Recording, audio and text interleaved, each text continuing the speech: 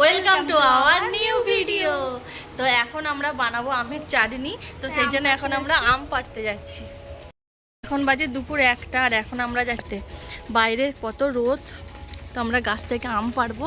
এই যে এটা হচ্ছে 12 মাসি আম গাছ, এটা এখন সবে ছোটো ছোটো আম ধরেছে। আর বৌদি যে লগা নিয়ে বেরিয়ে পড়েছে আম পাড়ার জন্য। তো আজকে আমাদের এখানে শ্মশান কালী মায়ের পুজো, সেই জন্য প্রচুর গান ফান চলছে। এই যে এই গাছেও অনেক আম হয়েছে, ওই দিকের গাছটা তো আম আছে, আর এখানে দুটো গাছেও অনেক আম আছে। তো আমরা এই গাছ থেকেই আম পাড়বো।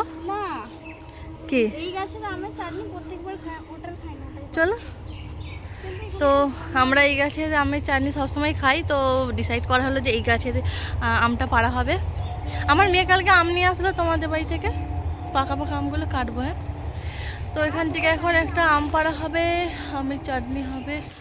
তো যেহেতু এখানে আমাদের পুজো, তো আমার অনেক ফ্রেন্ডরাও আসবে, তো সেই জন্য ওবেলা বানানো হবে লুচি তরকারি সব। তো সেই জন্য বেশি করে চাটনি করা হবে, এবেলাও হয়ে যাবে যেহেতু নিরামিষ, আর রাতেও হয়ে যাবে।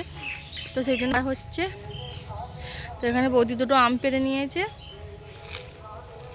বড় বড় সাইজ হয়ে গেছে আমগুলো, এবার তো পাকার মুখে হয়ে গেছে বলো। এইটা মনে পেকেছে, এটা কিছুদিন বাদে। তো কালকে তো আমাদের এখানে প্রচুর ঝড় হয়েছে, কালকে অনেক আম পড়েছিল। আর এই গাছের আমগুলো একদম ছোট্ট ছোট্ট বাচ্চা বাচ্চা।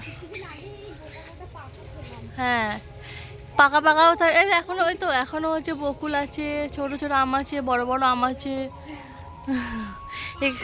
মানে আমরা সারা বছরই আম আমরা পেয়ে থাকি, সারা বছরটাই আমরা আম খাই। তো এখন হবে আমের চাটনি। তো আমরা যখন পুজো দিতে যাব সেই ভিডিওটাও শেয়ার করব। তো এখন ভিডিওটা এই পর্যন্তই। তো দেখা হচ্ছে নেক্সট ভিডিওতে, টাটা।